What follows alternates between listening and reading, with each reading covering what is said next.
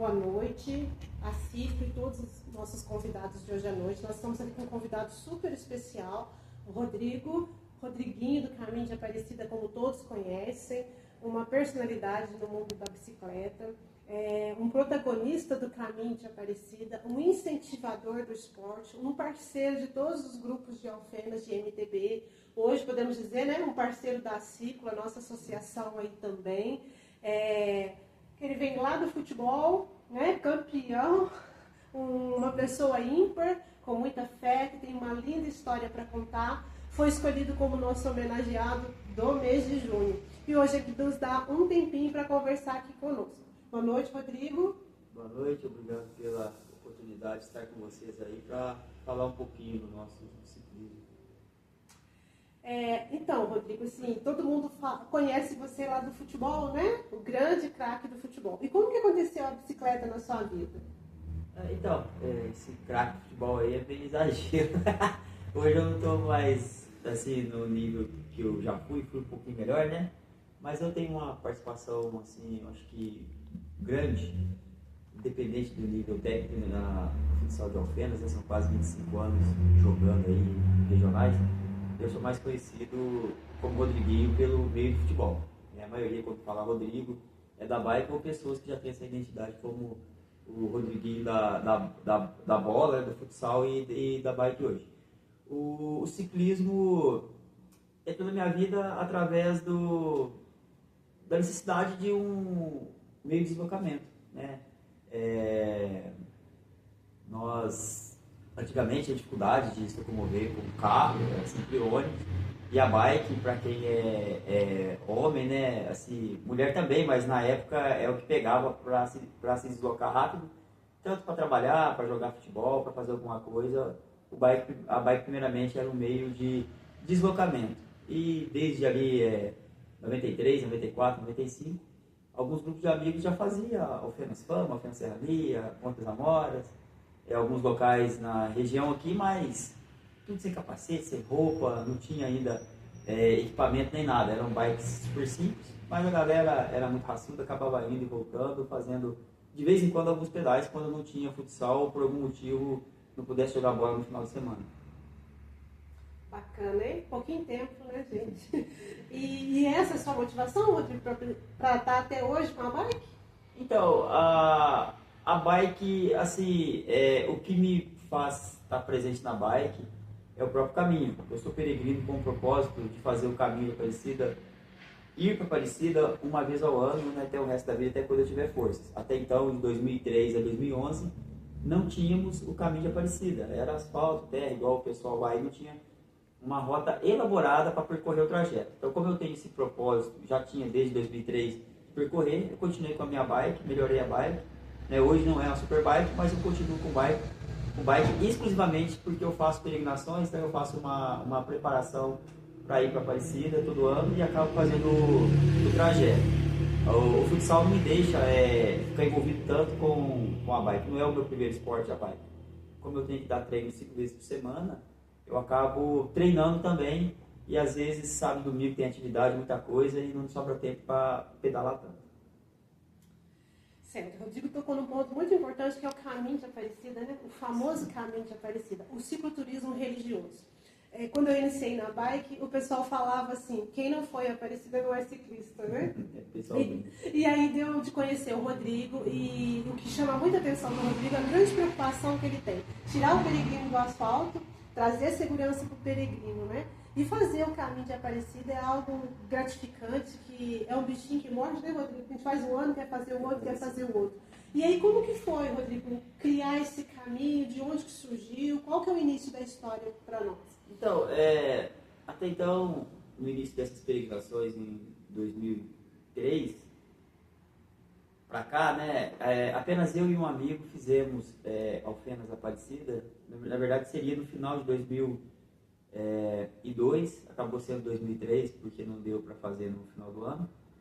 E, assim, por um motivo muito especial, eu precisava percorrer o trajeto como aventura, como fé, como gratidão por um episódio familiar, algo que aconteceu na minha família.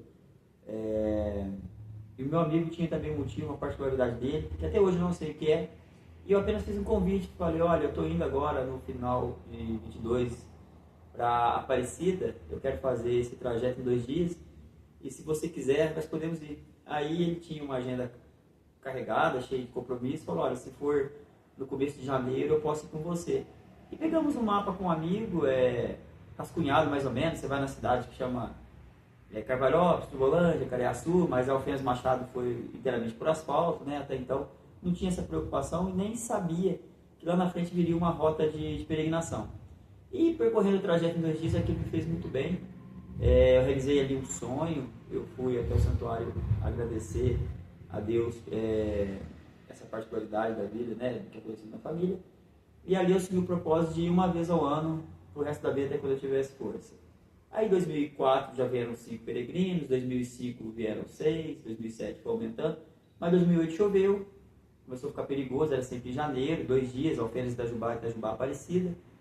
Aí eu comecei a perceber assim, um impulso, uma vontade de tirar aquele asfalto e quem sabe arrumar uma proposta por terra para não ficar no asfalto. Mas aquilo era uma particularidade do meu grupo, não sabia que teria lá na frente uma rota chamada Caminho de Aparecida. Aí, em 2009, fizemos já com 20 e tantas bikes, e 2 dias também, sempre em janeiro, e não choveu, mas 2010 e 2011 teve muita chuva e acabamos fazendo o percurso inteiramente por asfalto. E de 2007 a 2010 eu fiquei pesquisando as possíveis formas de ir de Alfenas para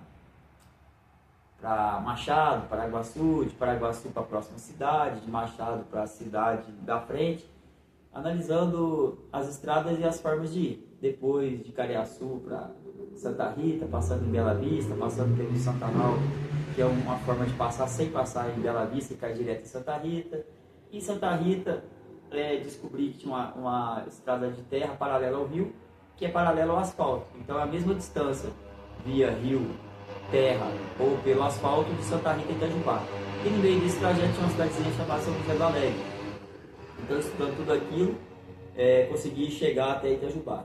E em algumas oportunidades de Itajubá, comecei a procurar peregrinos para descobrir as possíveis formas de passar da Mantiqueira, do lado mineiro, para São Paulo. Aí eu conheci o trecho que é subindo Delfim Moreira, que vai dos Marins, que hoje é caminho Pátio Padre Léo. Depois passei pela fazenda Boa Esperança, Pilões, caindo em Guaratinguetá.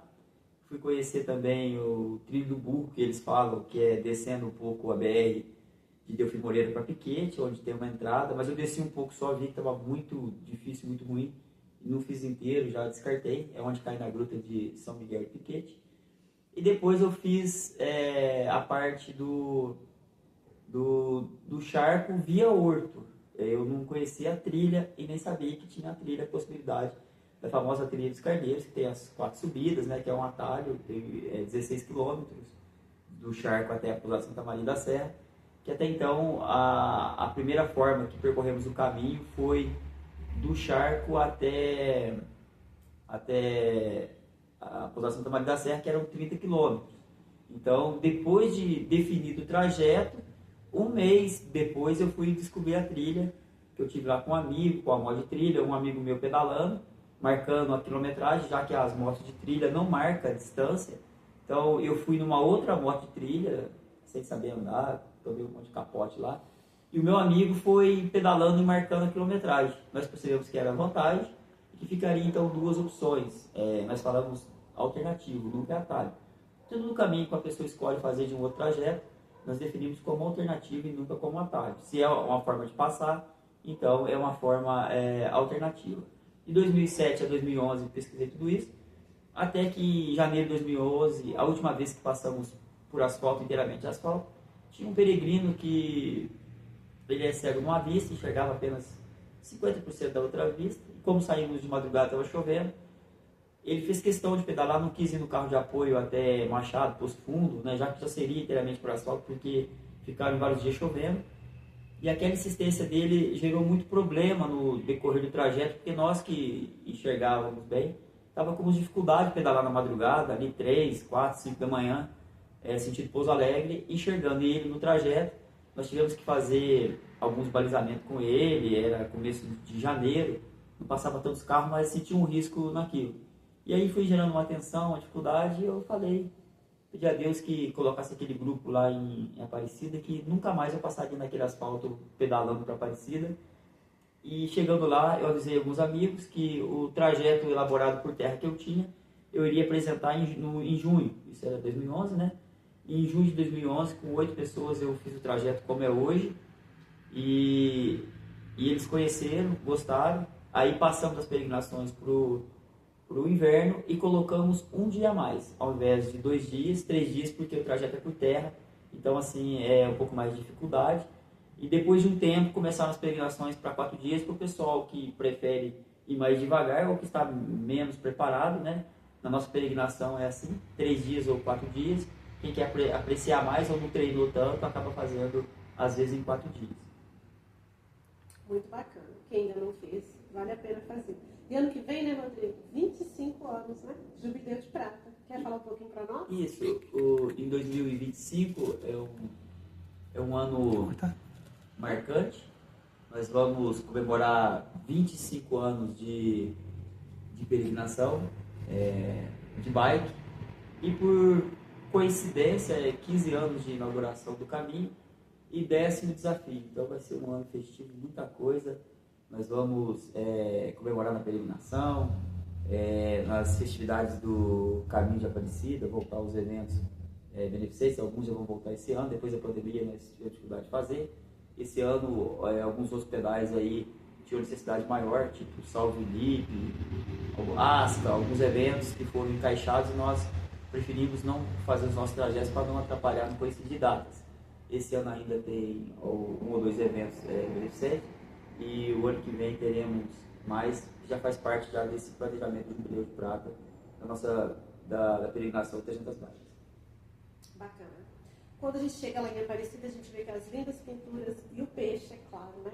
E aí nós ficamos perguntando, né? Por que o Caminho de Aparecida tem o símbolo do peixe? A seta peixe, né, que ela esboça o manto de Nossa Senhora, quando idealizei o caminho, Deus nos inspirou, né, a fazer, precisava de uma simbologia. Foi ali que eu conheci o caminho de Santiago de Compostela e inspirou a criar também a credencial, organizar, colocar placas. Precisava de uma simbologia. E por ser catequista na comunidade São Francisco de Assis, eu tentei colocar algum símbolo, onde é hoje o Marco Zero, o Portal do Caminho, né? Colocar uma simbologia franciscana tentando encaixar numa seta. Eu estudei alguns caminhos já existentes, né? A internet favoreceu muito nisso. E eu comecei a criar com a cruz tal, que é o símbolo da cruz de São Francisco, né? A cruz franciscana, uma simbologia da seta. Mas, pensando bem, foi assim, eu acho que fomos tocados, né, pela inspiração, que não precisaria ser um símbolo voltado, às vezes, a Francisco, sendo que poderíamos colocar um símbolo do cristianismo, cristão, independente se o ciclista, caminhante é católico ou não, cristão ou não. A simbologia do peixe é um símbolo que identifica o cristianismo e não apenas o catolicismo.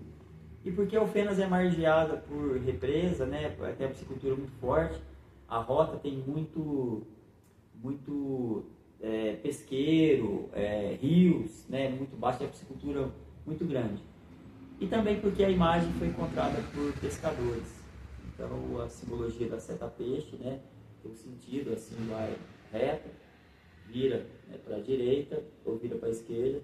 É a simbologia que acabou ficando, inclusive ela é simples, mas é muito funcional, acabou sendo até elogiada por alguns amigos de outros caminhos, já que nós falamos com pessoas de vários caminhos, né?